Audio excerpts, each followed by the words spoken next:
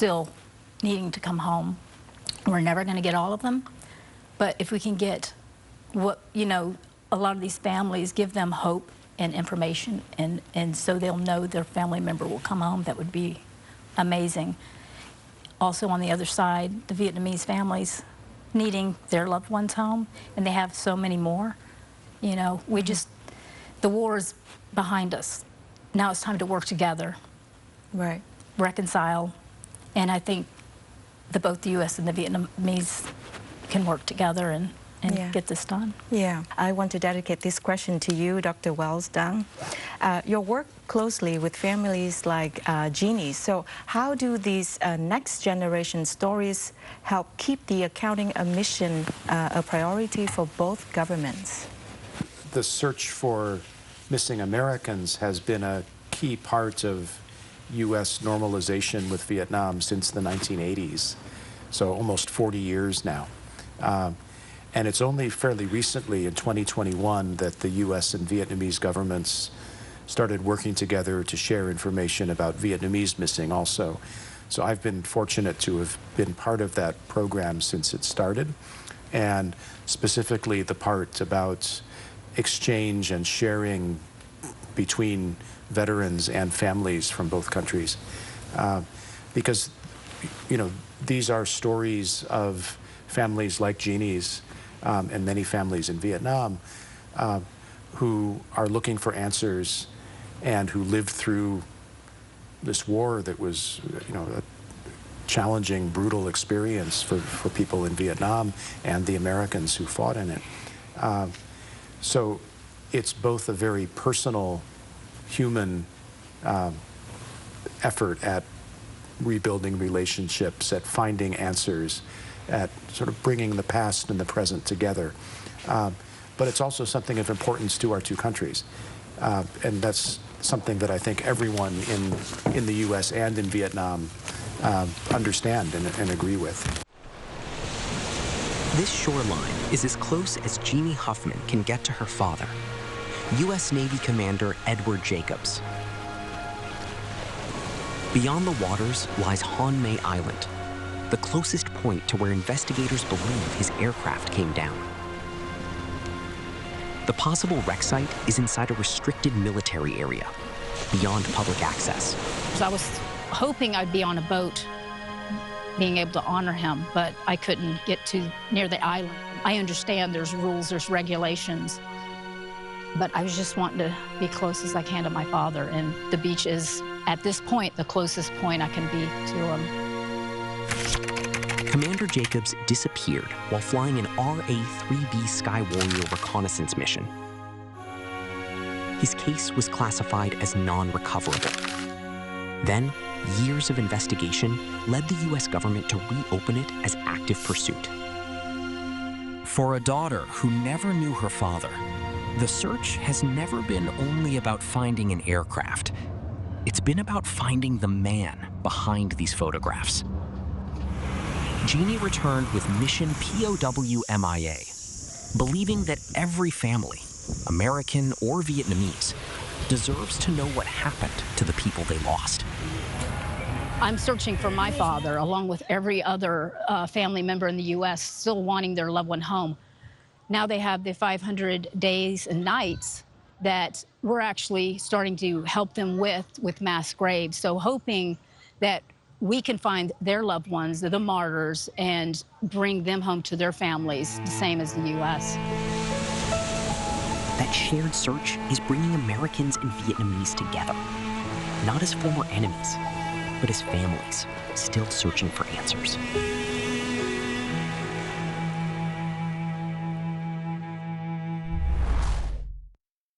When you came to Vietnam and visited places like Thanh Hóa, you met families from the Vietnamese side, right? Who also lost their loved ones. So in that moment, did the line between us and them kind of disappear? Yes. Yes. Yeah. Yes. So can you tell us more to hear about their stories was amazing, and to, like I said, my expectations when I came over here, I had no idea. But to meet the other families and know their loved ones are Yeah. They're waiting for them to come home. Can you tell us about that trip when you met the families of the Vietnamese soldiers? It was just very, very emotional for us to share that one-on-one level, family to family. And that's what it's about, the families to families, veterans to veterans. What did they tell you when you visited their families? Very emotional. Yeah. They just wanted their loved ones back too. They wanted answers. They had no idea. And for us to get our answers, it's a lot easier than, you know, they don't have the information, and you know, they don't know where they're at, and it's tough. And so that's why we're trying to work with them. Before that trip, you didn't know much about the loss of the other side, right? No, I did not. Yeah. And it's an eye-opener. Right. It's great for me to see that, you know, it's just not a one-sided war. There's so many sides. And it's just, I was just so overwhelmed. And I just couldn't believe that. I was in Vietnam meeting with families after 57 years of not really knowing how anyone felt on the other side. It wasn't like I didn't care, I just didn't know. Yeah. And I think educating and learning and hearing the stories helps. Right. Do you feel like they also have the same urge to look for their... I really believe so, yes. Yeah.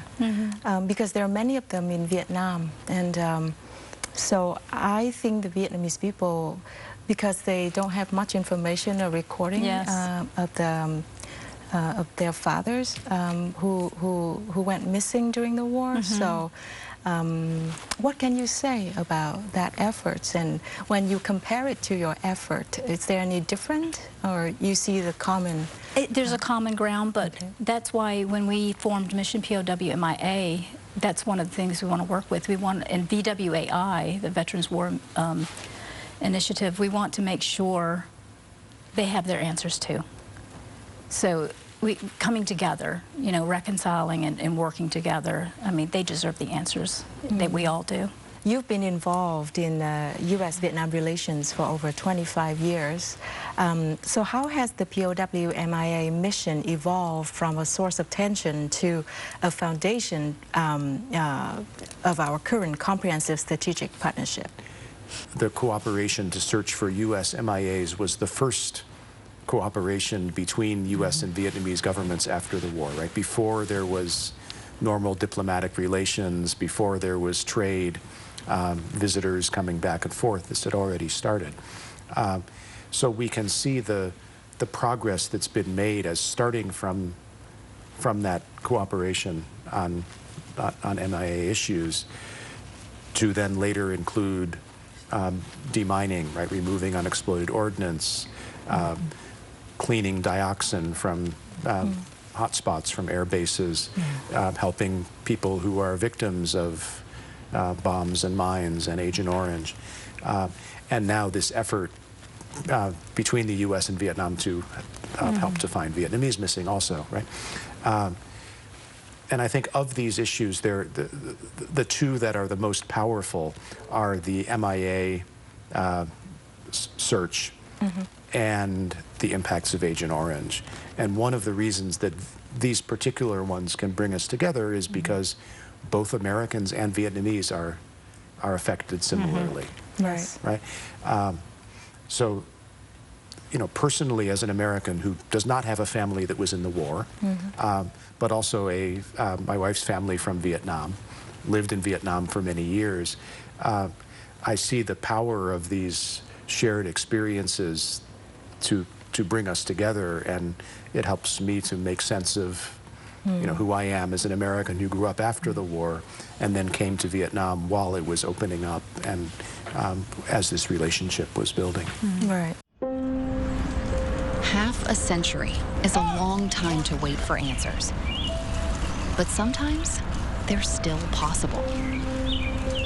On 21st September 1966, U.S. Navy Commander James Mills disappeared after his aircraft failed to return from a night armed reconnaissance mission.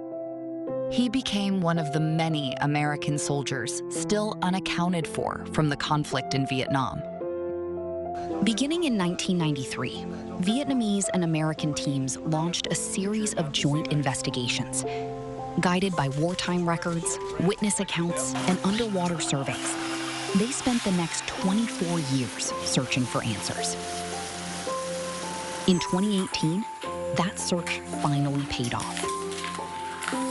After years of underwater excavations, investigators recovered and identified Commander Mills' remains, ending more than 5 decades of uncertainty for his family. His recovery was more than the end of one family's search. It became a powerful symbol of what decades of humanitarian cooperation between Vietnam and the United States can achieve, and renewed hope for thousands of American and Vietnamese families still waiting for answers. Andrew, one of the most famous stories of hope is that of Ann Mills Griffiths and her brother, Navy Commander James Mills, was recovered after 52 years. So how does a story like that inspire other families? Ann Mills Griffiths is a historical figure, right, sort of a legend in the MIA movement in the U.S., and she came with the U.S. General Vesey when the MIA program started in the 1980s, worked very closely with both governments. After many years, his remains were recovered and are buried now in Arlington Cemetery near where I live in the U.S. Right. From what I understand of Ann's experience, she wants to keep the focus on other families who are still looking for answers and not talk a lot about her own. Voices like you and Ann's, how can it influence the direction of POW and MIA efforts over the years? I mean, we can't give up hope. I mean, there's so many families that have received their loved ones home, and every time a U.S. service member does come home and the memorials they have, it gives a lot of hope for the families to keep pushing forward. Joint field activities Yes. Started in 1988, right? That's right. So looking back at 35 years of activities, how did these missions pave the way for normalization in 1995? So, I mean, in U.S. politics, this was one of the issues that was very prominent and was at first an obstacle to normalization. And some people in the U.S. were believing that there were still prisoners being held in Southeast Asia, and that there was, people did not have information. They didn't know what was really going on. So having these joint actions showed that actually there can be answers and that Vietnam is cooperating with the U.S. So that was an important political step to demonstrate in the U.S. before normalization. Right. So people like Senator John McCain, Senator John Kerry, who were part of the U.S. Congress POW MIA committee at the time, submitted a report that was accepted and then became, one of the foundations when President Bill Clinton normalized in the U.S. So that's a U.S. political story, right? And I think there's a Vietnamese side to that also, that it showed that Americans were coming to Vietnam and working together with Vietnam. And that, could then later be expanded to working together on other humanitarian projects and trade and education and so on. Long before Vietnam and the United States became comprehensive strategic partners, they were already connected by one enduring mission: the search for the missing. In Vietnam, that effort was led by the Vietnam Office for Seeking Missing Persons, working alongside its American counterparts in a humanitarian mission that helped pave the way for normalized relations. I have made the judgment that the best way to ensure cooperation from Vietnam and to continue getting the information Americans want on POWs and MIAs is to end the trade embargo. The issue of the missing became one of the foundations of normalized relations in 1995. By continuing to work together to transcend that tragic legacy, we can add to our shared history bright new chapters of hope and mutual prosperity. By working together to recover those who were lost in a long-ago war, we reduce the chances that any of our children will know war. Today, Vietnamese and American teams continue to search together. What the government of Vietnam did to help our country locate the remains of Americans was something that people in our country will never forget. We now recognize the need to reciprocate, to help Vietnam. More than 50 years on, the search continues.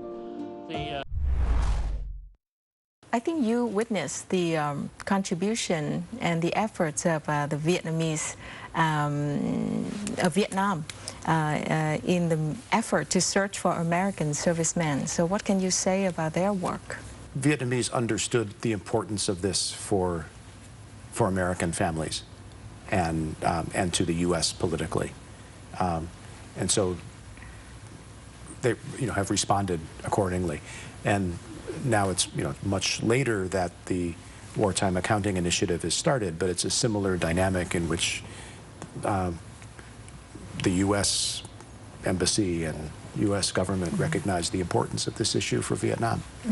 So it's a foundation for our security cooperation and many other parts of the U.S.-Vietnam, what's now a comprehensive strategic partnership. Right. How it helps the U.S. Repay the favor by assisting Vietnam in identifying its own missing?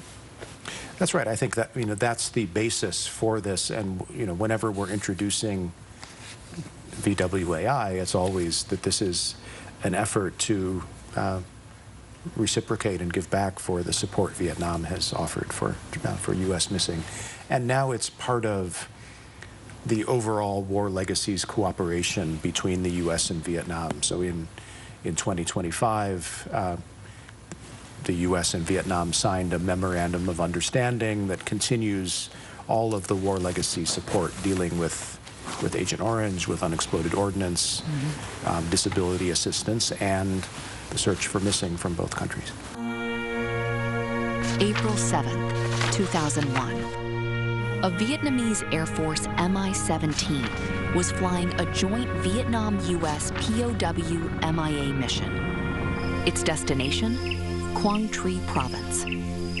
On board were 16 Vietnamese and American personnel, preparing for the 65th Joint Field Operation to recover U.S. service members still missing from the war.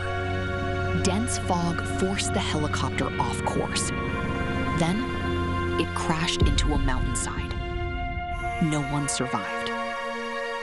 The victims included Vietnamese pilots, technicians, and military officers, alongside 7 American members of the Joint Recovery Team. The tragedy became one of the darkest moments in the history of Vietnam-U.S. POW MIA cooperation. Yet, the mission continued. Today, the Mi-17 crew are remembered for helping strengthen a partnership built on trust, sacrifice, and one shared promise: leave no one behind. How does the sacrifice of those 16 individuals have on you? It's huge. I mean, the teams were working to bring home the missing, and I can't imagine, I mean, the family's loss. I mean, even though I had my own loss, it's just so tragic that that happened. And I'm, my heart goes out to these families. They were doing their job. They were going out to help other families, and it happened. And I mean, it's just a tragic, it's very sad. I think our reporter talked with Trần Thanh Hưng. He's the son of a Vietnamese soldier on that flight. And Hưng said that his father can rest with a peaceful smile seeing today's partnership. That's powerful. That I am wow. We should engrave that on the side of the I think so. Yeah. That oh my gosh, I'd love to meet him. Yeah. And give him a hug and say, you know, thank you for, you know, everything your father did. Jeannie, you talk about Heart project. Yes. Yeah, but can you explain a little bit more about that project? And on this current trip, I think you're bringing with you artifacts also, right? To Yes, give back yes. to families. Yes, we actually just did an exchange yesterday. Yeah. And received an ID card back from a U.S. service member. So Operation Heart is the honorable exchange of artifacts during resolutions in time. And like I said earlier, that it's basically the veterans in the U.S. that brought back these war trophies. They're willing to part with them now and have their closure and have families over here have them back where they belong in the country of origin. So, you know, for us to bring these back to the families and trade them for MIA artifacts of U.S. service members that are still unaccounted for, I mean, it helps both sides. For decades, Lori Berggren believed there would never be answers about her father's disappearance during the conflict in Vietnam. That changed when Mission POW MIA helped return his military ID cards from a museum in Vietnam. My mother always just told us, he died in the water, there's nothing to know. And so that opened up all kinds of questions for my sister and me.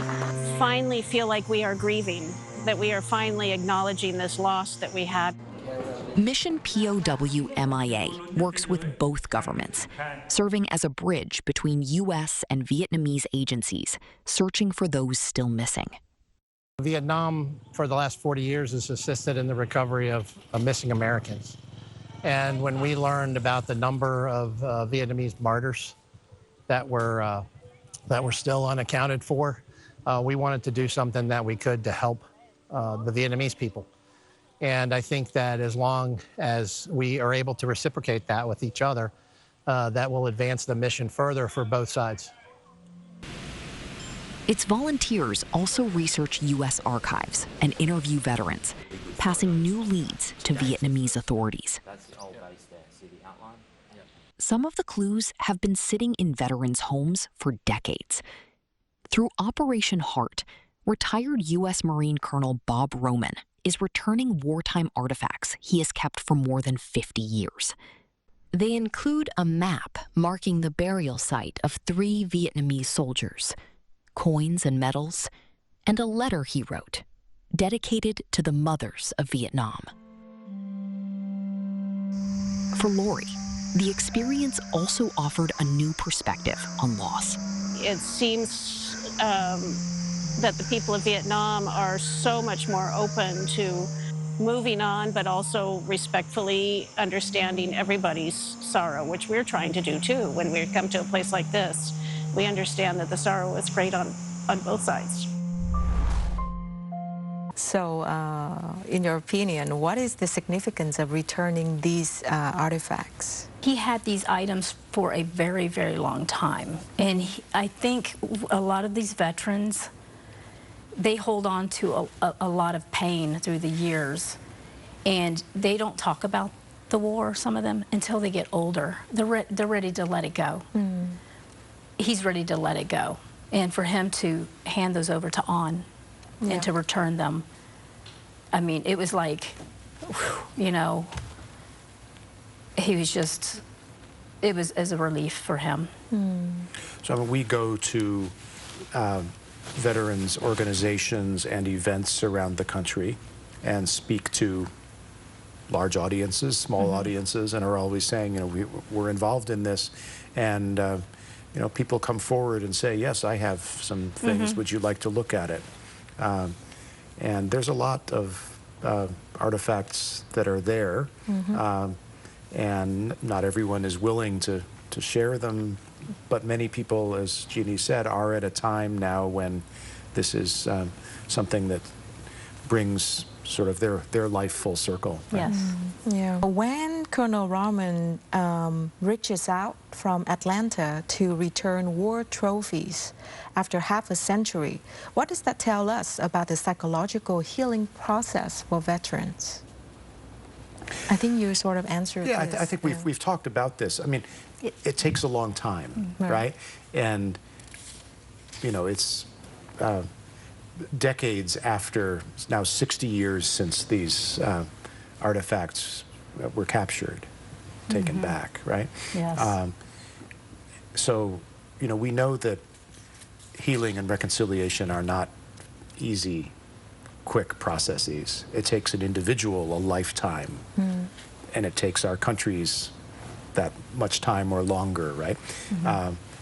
So, I mean, when we talk about peace, it's not just when the war ends. It's a long-term process. We still need to work on building peace in ourselves, in our communities, between our countries. And, I mean, it's more important now in the world than ever.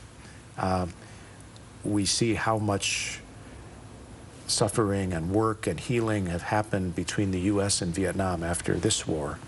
And we know that every new war, you know, creates these needs into the future. So we'll need to keep working on it. What if you could travel back in time to a battlefield during the war through photographs taken that very day? That's exactly what Project SITREP hopes to do, using wartime maps, veterans' accounts, and aerial imagery to search for those still missing from the conflict. Back home, we do research in the National Archives, and we meet with military units and veteran organizations to ask them about potential locations of mass graves for Vietnamese soldiers. One lead can begin with a veteran's memory of a possible burial site. The challenge is proving whether it's still there. 5 or 6 days old. I began the search, saw the map, and I thought, oh, well, that's a very specific location. Someone's, you know, had a detailed memory of that. This doesn't seem to have been built, which gave me a higher amount of confidence that potentially these bodies are still there. They may not have been found yet. Then from that, we get sketches often from them, and then we can take those sketches and orient them also on Google Earth, and then come up with an estimated location of where the mass grave may be. In June 2026, the same approach guided investigators to a former U.S. Marine firebase at Con Tin in Quang Tri Province. Their findings will now support further investigation under Vietnam's 500 Days and Nights campaign.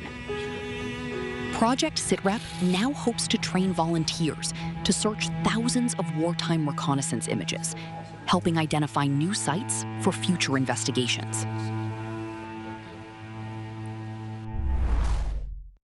Can you explain to us a little bit more about Project SITREP? Sure. So when I started working on this project, I met U.S. veterans who are now retired and are spending all of their time gathering information from other veterans and doing research about battles that they were involved in some cases, and where there are missing Vietnamese in mass graves. So I got to know these veterans and you know, work together also with Vietnamese researchers and also with VTV producing a documentary about some of these efforts. Mission POW MIA, you know, has picked this up now, and so we're working with U.S. families and researchers, and also you know, this team of veterans and Vietnamese researchers to look at aerial photographs, so reconnaissance pictures taken by the U.S. over South Vietnam during the war. And there are millions of frames of these photos that are in the U.S. National Archives that may show information about the location of graves, right? If we can find the right picture. So, how did you find mass graves from photos? Well, so quite often there were photos taken a few days after a battle. And so the researchers working on this, if they can get several different pieces of evidence, photographs, they can see where the ground may have been disturbed.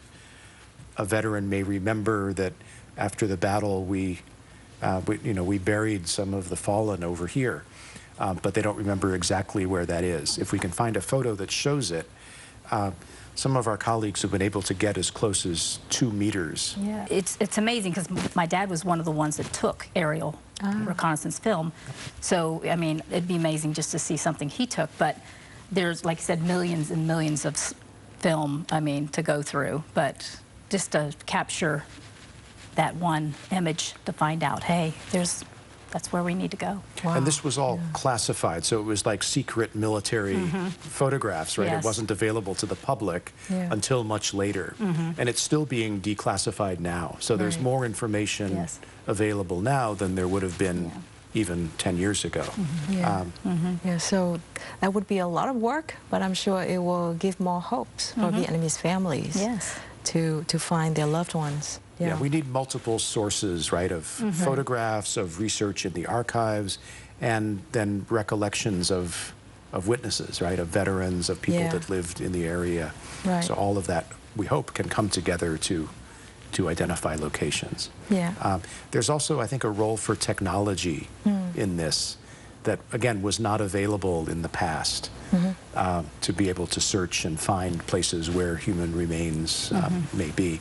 So we're working with partners to bring some of that technology to Vietnam. What kind of technology? Radar. Yeah. It includes drones who can access some of these quite hard to get to locations. Magnets, because there might be metal under the ground that would respond to that. It depends on the location. I think many of the places in Vietnam are very challenging. They're in the mountains. The soil is acidic, so remains do not last a long time. We know that in many cases it's not going to be possible to find physical remains, but there are some cases where it still is, and we have more tools to do that now than in the past. Yeah. So we are racing against time because the window of opportunity to search for or identify remains are limited because the witnesses are all at their old age. So knowing that, how does it inspire us to work faster? Veterans are aging out. Right. They're, unfortunately, and maybe some of the families don't know, like their siblings or their I should say, their sons and daughters, maybe they haven't heard the stories, but using the imagery and the artifacts and all the information out there to gather that's probably all we're going to have left. Right. But yeah, I mean, it's a sad thing. They're no longer going to be, a few more years, and who knows? Yeah, so the challenges are that the generation of witnesses and veterans is dwindling, and also the physical conditions are getting harder and harder to find remains. But the advantages are that we have more information now, more technology, and better cooperation than ever. So as you say, there is a window where we can bring these factors together and hopefully make some progress in the next few years. And the Vietnamese government has a resolution to do this with some very ambitious targets. Right. The U.S. side is ready to do what we can to support that. Right. Is that the 500-day campaign? That's right, yes. Okay. So 500 days starting from this March 2026 through the 27th of July 2027. It certainly brings all of the different agencies and efforts into play.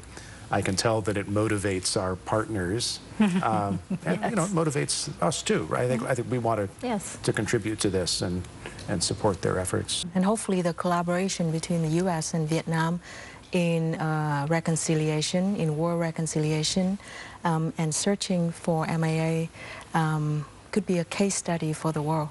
And maybe it can be it can send out a message that we should not choose war.